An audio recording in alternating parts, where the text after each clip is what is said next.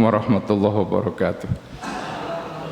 Ila hadratin Nabil Mustafa Muhammad sallallahu alaihi wasallam wa ila ikhwani minal anbiya wal mursalin wal awliya wa syuhada was salihin wa sahabati wat tabi'in wal ulama wal musannifin wa jami'il malaikatil muqarrabin wa jami' awliya illahi ta'ala min masyariqil ardi wa magharibiha wa bariha wa bahriha khususan Sayyidi Syekh Izzuddin ibnu Abdissalam musannifi hadzal kitab wa man sa'a fi tab'ihi wa nashrihi wa tarjumanihi al-Fatihah.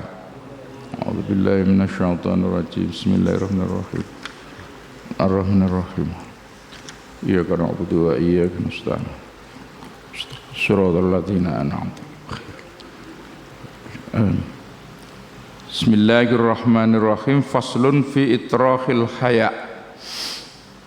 Faslun utawi iki iku pasal fi itrahil hayai ing dalam nerangaken buang rasa isin. Pasal menjelaskan mengenai membuang rasa malu, bukan membuang kemaluan tetapi membuang rasa malu. Bahasa Indonesia itu memang susah, khusus untuk malu itu harus ada rasa. Sebab kalau tidak didampingi oleh lafadz lain konotasinya beda.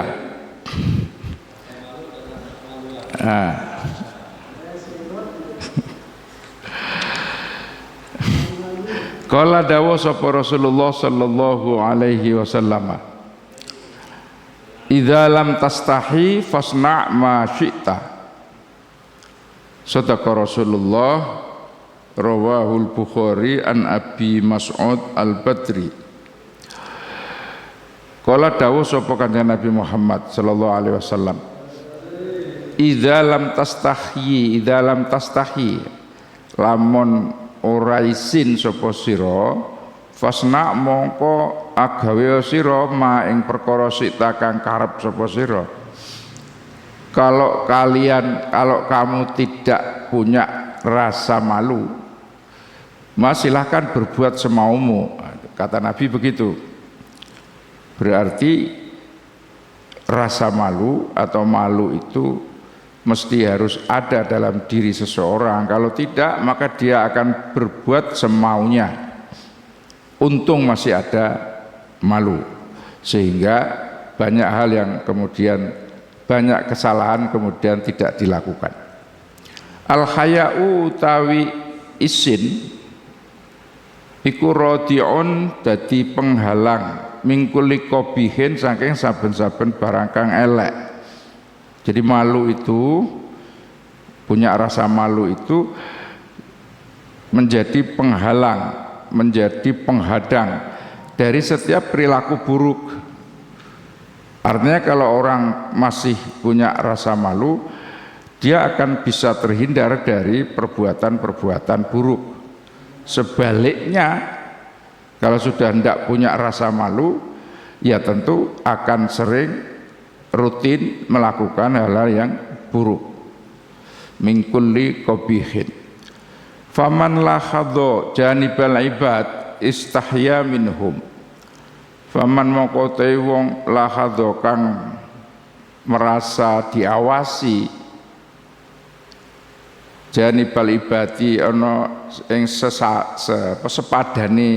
sepadane kawula, sepadane sesama hamba, istahya mongko isin dadi isin sapa man minhum saking para kawula. Maka siapa saja yang merasa diawasi oleh sesama kita kan akan malu dari mereka. Jadi dalam komunitas kita semua ini, ketika orang lain atau di komunitas itu saling mengawasi, saling memperhatikan gitu, maka istahya minhum, orang itu akan malu, orang itu akan merasa malu manakala dia melakukan perbuatan yang tidak baik. Oleh karena itu maka bagus yang namanya grup atau jam'iyah atau komunitas tertentu itu yang saling mengawasi, saling menasehati, saling mengingatkan gitu. Nah kalau grupnya itu grup podo-podo orang duwe isin, dapat kita bayangkan ya. Nah, misalnya kalau ada grup geng motor, gitu. Itu tidak ada di antara anggota geng motor itu lalu ada yang nasihati, misalnya kalau naik sepeda motor pelan-pelan ya, tidak ada itu, semuanya gaspol, gitu. Kalau semua gaspol artinya tidak punya rasa malu bahwa itu perbuatan yang membahayakan orang lain. Itu kalau janibal ibad, sesama komunitas hamba Allah. Wa man lahadha janiballah, wa man lan utai sapa wae wong lahadha kang merasa diawasi sapa man janiballah ing arah dari sisi Allah, istahya mongko bakal isin sapa man minhu saking Allah. Sebaliknya ketika kita merasa diawasi, diperhatikan oleh Allah dan memang hakikatnya juga demikian itu, maka orang itu akan merasa malu dengan Allah. Tapi harus ada man lahadha janiballah. Jadi dalam urutan urutan pilar ajaran Ahlussunnah wal Jamaah itu kan ada syariat, akidah, syariah, akhlak. Ada iman, Islam, ihsan. Di tingkat ihsan ini definisinya kan ihsan itu merasa selalu diawasi oleh Allah. Ka'annaka tarah, fa illam takun tarah fa innahu yara. Merasa diawasi oleh Allah. Kalau orang sudah merasa selalu diawasi oleh Allah, itu berarti sudah ihsan. Iman bagian dari yang paling mendasar. Itu orang meyakini saya melakukan perbuatan ini karena keyakinan. Lalu perbuatan itu diatur oleh syariat, fikih, hukum. Ketika perbuatan itu kemudian supaya berkualitas, kalau sholat ya misalnya khusyuk, itu harus ihsan, merasa diawasi. Jadi qiyamur ruh bi wadhaifil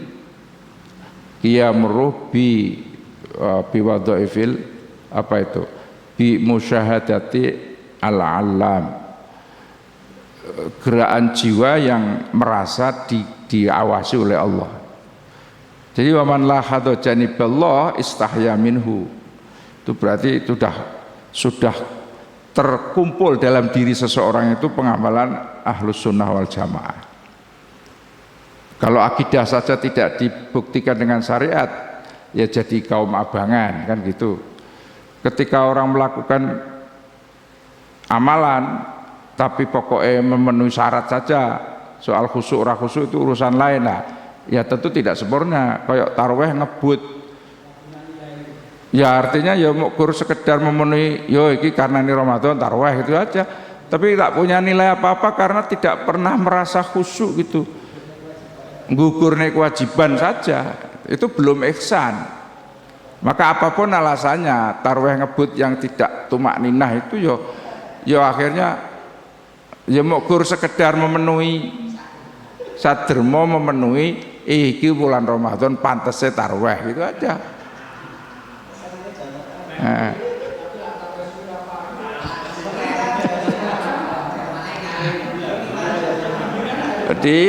Di masjid ini ya gitu, kalau imamnya saya itu paling protoli gitu loh. Ya yang tengah-tengah ya Mbah Muslimin itu tengah-tengah, jadi nggak cepet. Tapi dulu ada yang lebih cepet lagi, ya seneng itu, banter cepet itu. Mau teko ya.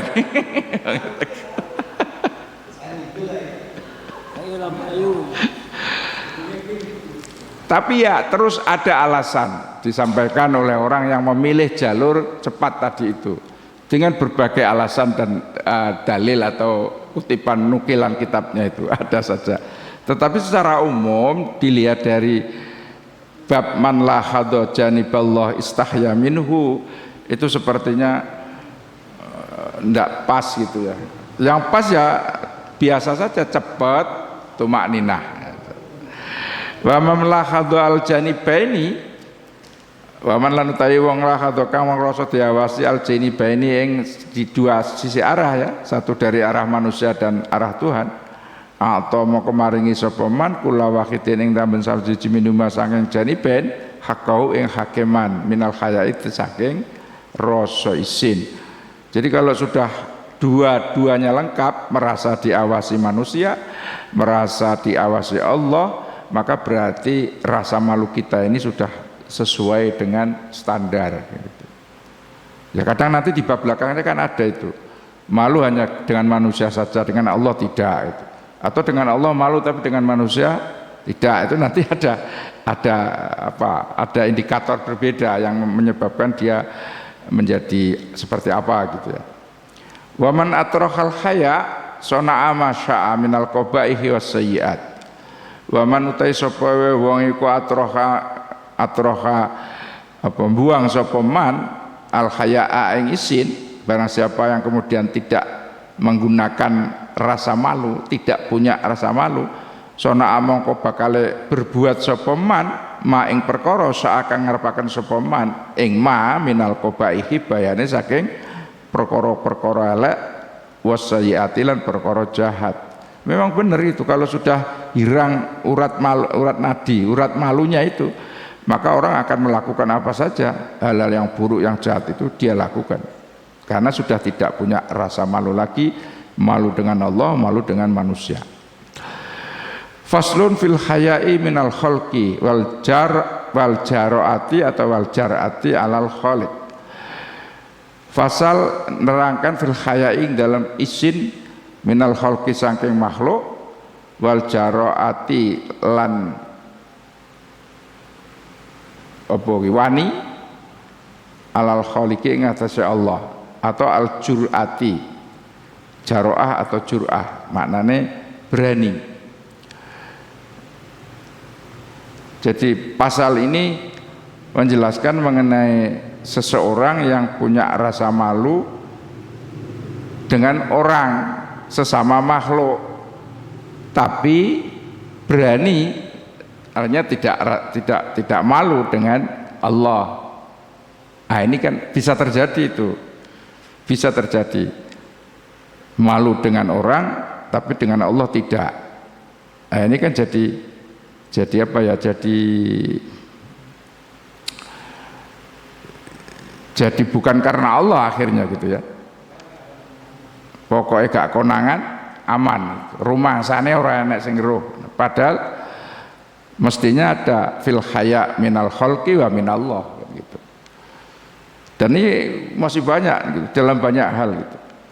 Kalau melihat proses misalnya di kasus-kasus korupsi di Indonesia yang banyak tertangkap kemudian diadili, itu sebenarnya kan dia berusaha untuk tidak diketahui oleh orang karena malunya dengan orang itu.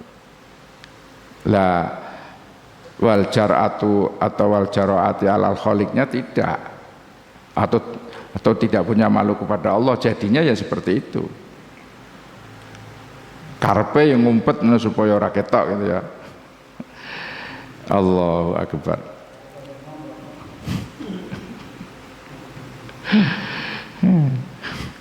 Ya memang sing asik-asik iki ngono kuwi ya.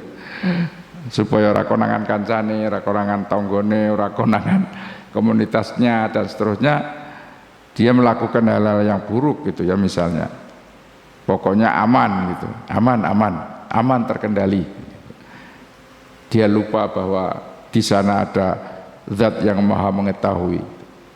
Qala dawuh sapa Allah taala, yastakhfuna minan nas wala yastakhfuna minallah, al-ayat An-Nisa ayat 108. Yastakhfuna padha wedi utawa bersembunyi sapa wong akeh ya, minan nasi saking manusa, tapi wala yastakhfuna lan ora padha sembunyi utawa wedi minallahi ing Allah, minallahi saking Allah.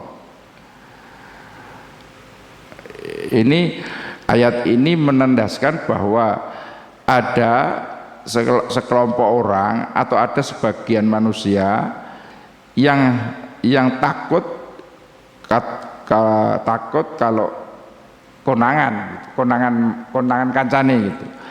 Tapi sama sekali tidak takut dilihat Allah.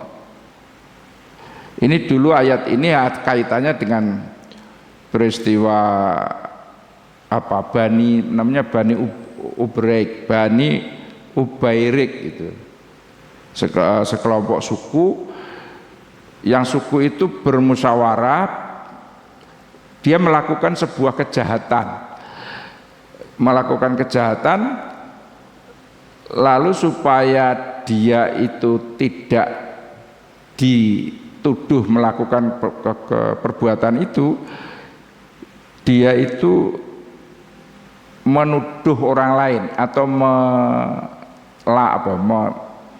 melemparkan pada orang lain. Melemparkan pada orang lain, lalu sowan ke Rasulullah Shallallahu Alaihi Wasallam. Gitu. Maka kan orang itu akhirnya yang dikena limpahan salah itu, padahal dia tidak berbuat salah, tapi oleh Bani Ubairik ini rame-rame dibully bahwa dialah pelakunya gitu. Dialah pelakunya, padahal tidak, pelakunya ya Bani Ubairik sendiri gitu. Allah Maha tahu tentang perbuatan itu, maka turun ayat ini, yastakhfuna minan nas wala yastakhfuna minallah. Jadi dia berbuat salah tapi tidak mau dianggap salah, lalu melemparkan kesalahannya itu pada seseorang yang kemudian disampaikan kepada Rasulullah gitu. Ya Rasulullah tentu karena sebagai hakim gitu ya akan mengadili siapa yang sebenarnya bersalah. Allah memberitahu bahwa sebenarnya bukan itu kan kasus apa? Kasus pencurian atau pengambilan barang milik seseorang dari yang dilakukan oleh seseorang dari Bani Ubairik, lalu barang itu ditaruh di rumah orang, lalu yang punya rumah itu kemudian dituduh kan gitu. Lalu dilaporkan ke Rasulullah bahwa orang ini mengambil barang ini, lah ini loh buktinya ada di rumahnya kan gitu. Lah Allah Maha tahu sebenarnya bukan dia. Lah yang melaporkan itu sebenarnya yang mengambil kan gitu. Nah, itu kan kadang kita bisa menyaksikan peristiwa-peristiwa kriminal di sini itu.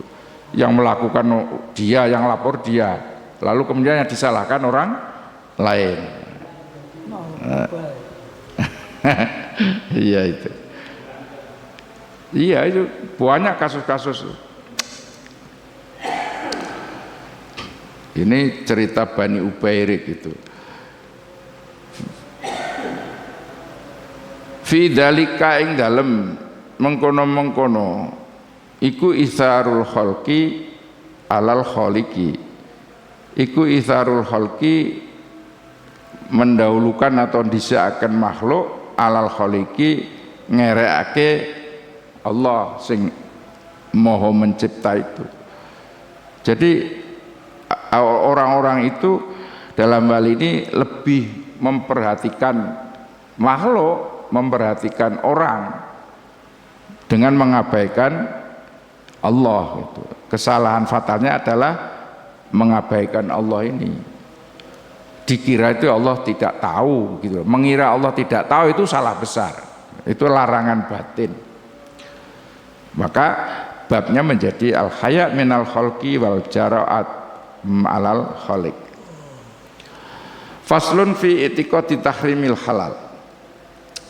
Pasal berikutnya menjelaskan mengenai fi itiqadi tahrimil halal ing dalam meyakini mengharamkan barang sing halal. Perkaranya itu halal, tapi kemudian dipercaya kalau itu haram. Nah itu, kalau sudah Allah menghalalkan ya halal. Dengan alasan apapun tidak bisa kehalalan diubah lalu menjadi haram. Sebaliknya juga begitu. Maka dalam hal ini Allah berfirman, wa harramu ma razaqahumullahu iftira'an 'alallah, al-ayah al-an'am ayat 14. Wa kharramulan padha ngaromaken sapa musyrikinal Arab, wong musyrik Arab Mekah waktu itu ma ing perkara ma ing barang rozaqokan paring rezeki hum ing musyrikil Arab sapa Allah Gusti Allah iftiraan kale mengada-adakan Allah ing atase Gusti Allah. Jadi Allah itu sudah memberi rezeki kepada mereka yang musyrik, yang kafir gitu ya. Ya siapa saja oleh Allah diberi rezeki. Tapi kemudian oleh mereka itu dipilah-pilah gitu. Oh ini halal, kalau ini haram gitu. Tapi dalam rangka menghalal dan mengharamkan itu bukan mengikuti petunjuk Al-Quran gitu, tapi menurut selera orang-orang musyrik tadi itu. Jadi menganggap ini baik, ini buruk, ini halal, ini haram semata-mata mengikuti kepentingan gitu, kepentingan mereka gitu. Kalau merugikan mereka, dianggap haram. Kalau menguntungkan, walaupun itu barang haram, dianggap halal gitu. Itu kelakuannya orang-orang begitu dulu zaman Rasulullah sudah ada. Maka kemudian diperingatkan wa harramu ma razaqahumullahu iftira'an 'alallah. Lah ya kalau menurut undang-undang tidak boleh. Lah tadi piye ampre boleh ya? Undang-undangnya sing dirapatne digugat gitu ya, supaya dirubah, disesuaikan dengan keinginannya kan gitu. Padahal aslinya ya tetap ora iso. Wong aturannya jadi calon presiden, calon wakil presiden umurnya kan harus 40. Tapi piye supaya wong sing umure kurang sakmono iso oleh? Ya aturane diubah. Ngono kuwi barang sing ra oleh dadi oleh amarga diatur-atur oleh sing kuwasa. Iku wis disindir karo Gusti Allah ning kene wa haramu ma razaqahullah iftira'an 'ala Allah.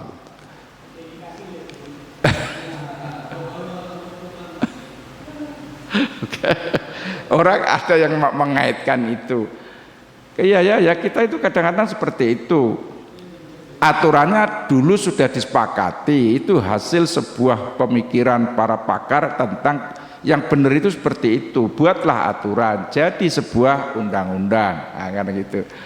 Tapi karena undang-undang itu kemudian merugikan, jadi toto hampir caranya undang-undangnya tetap benar dan yang salah ini jadi bisa. Karena memiliki akses untuk mengubah-ubah itu. Nah itulah yang sama dengan ini wa haramu ma razaqahumullah iftira'an 'ala Allah.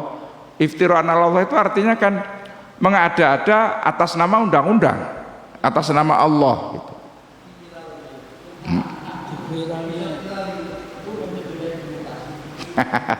Hari ini sedang demo. Hari ini kan sedang demo di banyak tempat toh.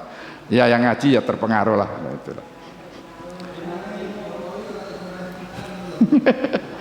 Wa qala wa ta'ala sapa Allah taala qul ara'aitum ma anzalallahu lakum min rizqin faja'altum minhu haraman wa halala gitu. Qul ngucap sira Muhammad, jawaban Muhammad, ara'aitum ana toh ningali sira kabeh ma ing perkara barang anzala kang nurunaken sapa Allah Gusti Allah lakum maring sira kabeh bayane ma min rizqin sange rezeki lalu faja'altum mongko nuli ndadekaken sapa sira kabeh minu saking ma haraman dadi haram wa halalan lan halal. Apakah kalian tidak tahu bahwa Allah telah menurunkan, telah memberikan rezeki dan kemudian menjadikannya ini yang halal, ini yang haram. Kenapa kemudian diubah-ubah kan gitu? Mestinya kalau mau mengubah ya serahkan kepada Allah kan. Ini kan kaitannya dengan ayat gitu ya, ayat. Kalau Allah sudah membolehkan, ya hukumnya bagaimanapun tetap boleh gitu. Kan kadang-kadang sekarang ini dihubungkan dengan situasi perkembangan budaya, adat dan seterusnya. Ya misalnya di Indonesia ini yang namanya ta'adduduz zaujat mesti tahu ya. poligami, nah itu ya misalnya, itu kan oleh Al-Quran jelas dibolehkan gitu. Maka dengan cara apapun tidak boleh diubah menjadi haram atau makruh, itu tidak bisa, ya tetap halal gitu ya. Fankihu ma tabalakum minan nisa'i masna wa thulatha wa ruba, koma tapi wa in khiftum alla ta'dilu fawahidah. Nah, jelas garis bawahnya boleh gitu. Boleh itu tidak boleh diubah. Kalau kemudian orang tidak bisa dan tidak mau melakukan, itu urusannya berbeda. Tapi hukumnya jangan diotak-atik dirubah karena kondisi masyarakat Indonesia kayak begini, lalu hukum Al-Qur'annya yang diubah. Lah ini yang salah. Hukumnya ya tetap biar saja. Kalau kemudian orang tidak mau melakukan, tarik ke urusan privasi kan gitu. Tapi tetap hukumnya tetap seperti apa adanya. Karena ini halal, ini haram sudah jelas. Jangan sampai oleh Allah sudah diatur ini yang halal, ini yang haram, loh diubah-ubah sesuai dengan ini. Waqad angkarallah ala man harrama ma ahallallah au ahalla ma harrama bi mujarradil ura wal ahwa. Allah sangat mengingkari, Allah sangat tidak suka pada orang yang mengharamkan apa yang oleh Allah dihalalkan dan atau menghalalkan apa yang diharamkan oleh Allah gitu. Ya kehidupan akhir zaman itu kan bermacam-macam itu. Itu ar-rasi wal murtasi, lalu ini kalau sudah Allah menetapkan hukumnya, ya tidak bisa diubah-ubah oleh apapun oleh manusia, apalagi kemudian bimujarradil ura, hanya karena pandangan orang, pandangan pakar gitu, wal ahwa dan kepentingan, tidak boleh gitu. Lalu kemudian kalau kemudian orang itu tidak suka melakukan itu, ya dibawa ditarik kepada wilayah privasi gitu. Tapi jangan mengubah hukumnya. Tapi pandangan para ahli usul fikih itu nanti berkembang gitu. Berkembang bahwa Imam At-Tufi, pakar usul fikih itu sudah sangat maju. Kalau sebuah ketetapan hukum yang ada di dalam kitabullah dan sunnah Rasul itu relevansinya kecil dikaitkan dengan masa kini, maka yang diikuti pertimbangan titiknya adalah kemaslahatan, meskipun harus menanggalkan ayat atau hadisnya. Wah, itu kemajuan gitu ya, kemajuan. Tapi ada perkembangan para ahli usul fikih yang sudah sedemikian rupa. Imam At-Tufi, kalau imam yang lain masih konsisten dengan ayat madama yukhalifu syar'a, sejauh tidak bertentangan langsung dengan teks Quran hadis boleh gitu. Tapi kalau berhadapan langsung bertentangan tidak boleh. Lah ini ada yang sudah maju lagi.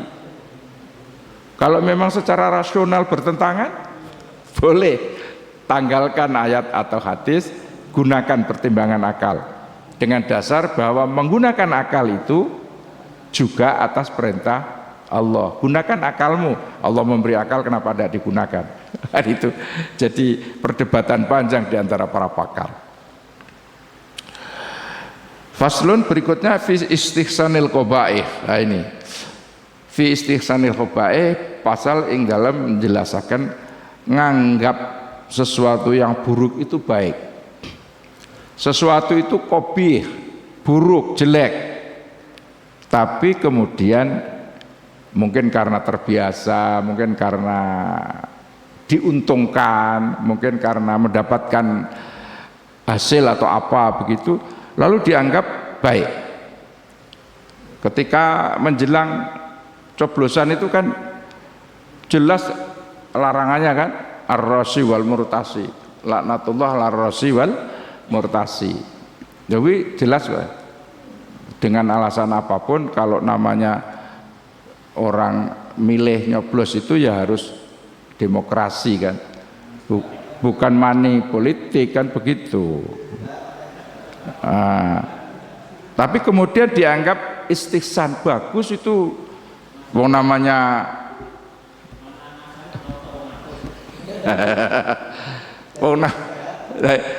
Gus Bah kemudian, tapi arahnya Gus Bah sebenarnya bukan mengubah tetapi meluruskan pemahaman bahwa kalau benar-benar yakin lawannya itu jelas menurut definisi umum jahat, rusak.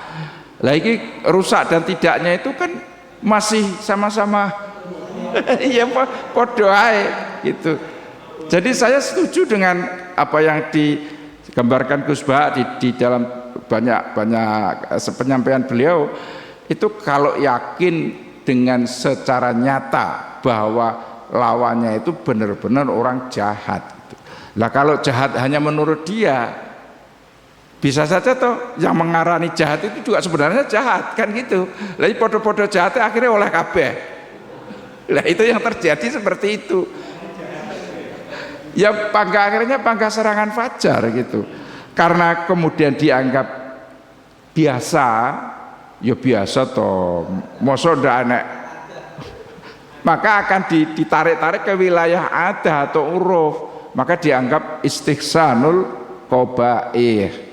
Itu larangan batin, tidak boleh. Wong jelas-jelas tidak baik kok kemudian dianggap baik. Ya itu kan rugi. Tapi kan kadang-kadang sing dititipi iki lho tokoh. Aku gitu. Sing dititipi lho. Kula njaluk tulung niki dindum dateng nyuwun sewu jamaah pengajian ibu jenengan. Ya sudah. Lah gak tahu.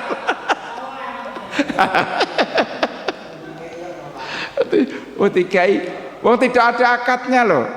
Tinggi ngene tok matur suwun. Lah kalau dihukumi halal haram harus ada akadnya toh. Ini apa? Ya enggak tahu pokoknya.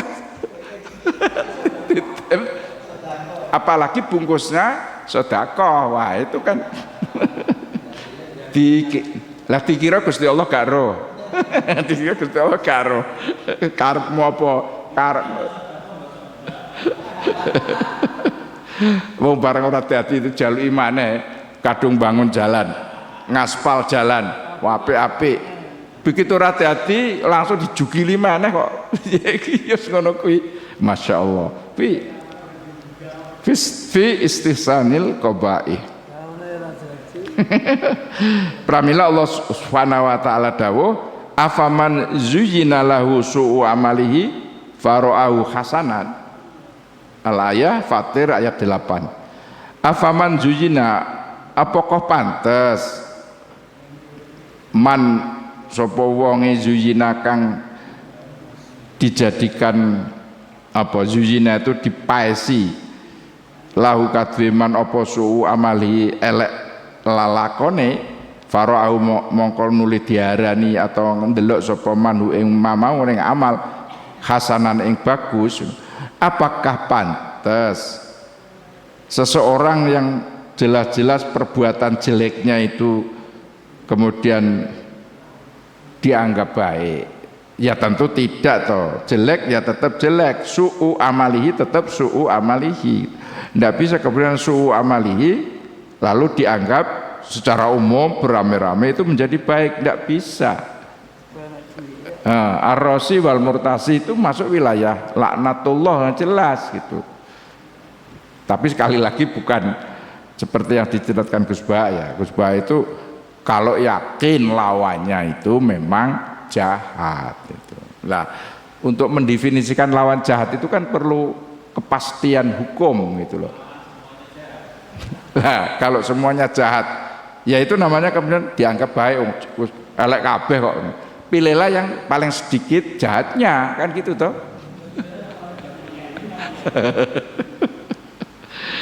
Begitu ceritanya. Jadi kehidupan sekarang ini ya dengan penggunaan gadget media sosial, teknologi informasi itu. Banyak hal yang kemudian seperti menjadi kebiasaan. Perselingkuhan, penawaran diri wanita atau penawaran diri laki-laki menjadi gigolo atau berondong itu kan sangat marak ya di berbagai kesempatan. Ada arisan berondong. Terus itu kopi itu kan barang kotor, itu sangat kotor karena itu perzinahan yang terang-terangan. Tapi karena kemudian orang menganggap biasa, saling menguntungkan banyak pihak itu istisanul qabaih itu.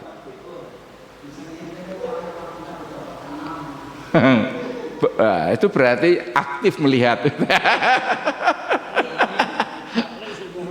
Loh, sing ngaji ki ya harus aktif supaya tahu loh gitu lah. Ternyata Masya Allah. Jadi ada kesimpulan bahwa orang sekarang ini lebih senang disebut janda meskipun sebenarnya bukan janda itu. Janda terdepan, nah, kayak iklannya Yamaha. Itu istihsanul qabaih, menganggap baik sesuatu yang sebenarnya kotor gitu. Kok bisa begitu? Oleh Allah sudah sangat ditandaskan. Tidak pantas orang yang jelas-jelas perbuatannya itu jahat buruk lalu kemudian dianggap baik. Tidak bisa. Wa zayyana lan menjadikan terasa indah lahum kadwe wong kaum Saba asyaitonu wa zayyana lan menjadikan indah ya. Lahum kadwe kaum Saba sapa asyaitonu syaiton a'malahum ing perbuatane kaum Saba. An-Naml ayat 24. Di dalam Al-Qur'an diceritakan itu rakyatnya Ratu Bilqis itu kan sebelum berkenalan dengan Nabi Sulaiman itu kan ya glamor hidupnya, kehidupannya kan seorang ratu muda cantik, rakyatnya ya bebas begitu. Maka ketika burung hudhud milik Nabi Sulaiman menyaksikan bagaimana kehidupannya kaum Saba, hudhud lalu melaporkan kepada Nabi Sulaiman, di sana ada kaum yang begini, termasuk menyembah api, kehidupannya sebenarnya jorok-jorok tetapi sudah terbiasa begitu. Maka kemudian sejarah membuktikan, sejarah membalikkan keadaan gitu. Dengan dakwahnya Nabi Sulaiman menggunakan taktik dan cara yang dituntun oleh Allah, kemudian Ratu Bilqis diperestrikan oleh Nabi Sulaiman, rakyatnya berubah menjadi baik. Pada awalnya adalah yayyana lahumus syaitanu a'malahum. Wa qala lan dawuh sapa Allah Subhanahu wa taala, zuyyina li fir'auna su'u amalihi. Zuyyina den anggap apik. Li fir'auna kadue Fir'aun su'u amali apa eleke perbuatane Fir'aun. Apa yang dilakukan Fir'aun itu?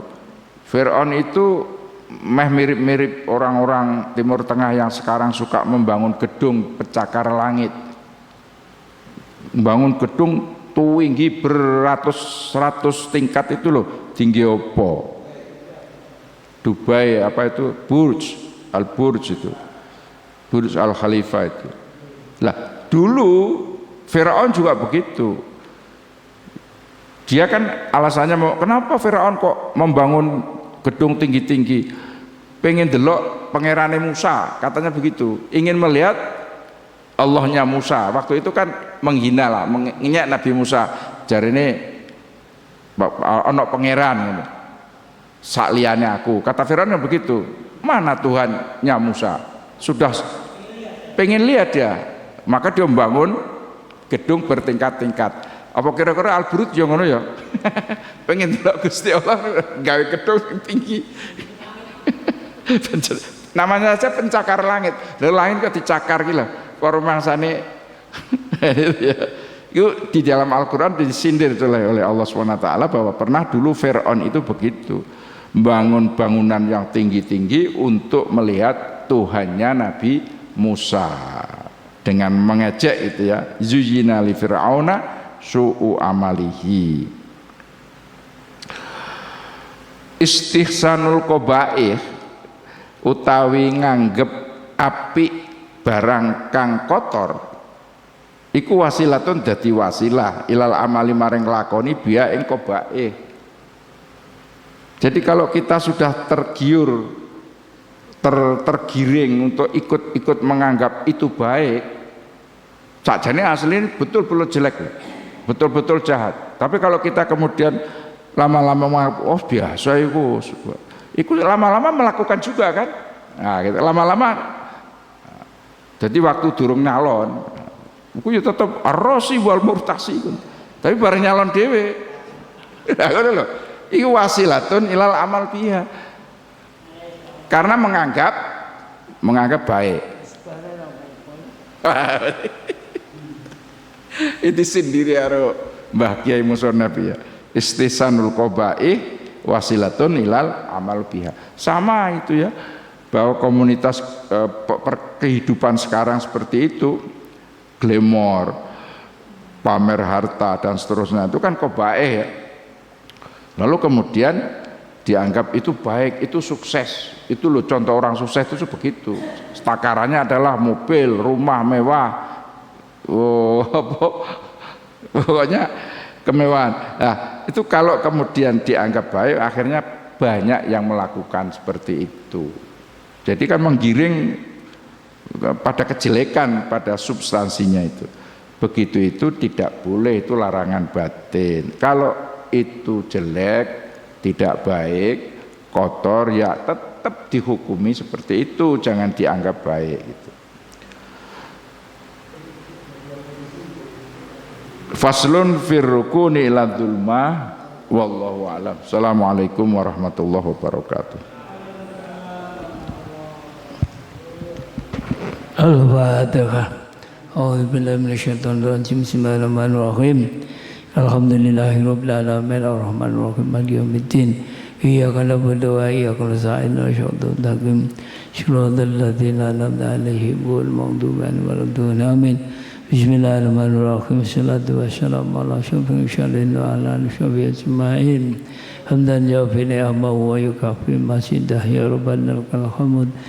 Kama yanbaghi li jalali wajhikal karim wa min sultanik. Allahumma salli wa sallim wa barik ala sayyidina Muhammadin salatan tujina biha min jamil afali wal afat wa taqaddilana biha jami'al khajat wa tutahhiruna bi jami'at wa tarfa'una biha taqaddul jad wa tubalighuna bi asyal ghayat min jami'il khairati wa il hayati wa matil mamat. Rabbana atina fid dunya hasanah wa fil akhirati hasanah wa qina adzabannar. Al-Fatihah. A'udzu billahi minasyaitonir rajim. Bismillahirrahmanirrahim. Syuratul ladzina alaihi wa sallam. Amin. Sallallahu Muhammad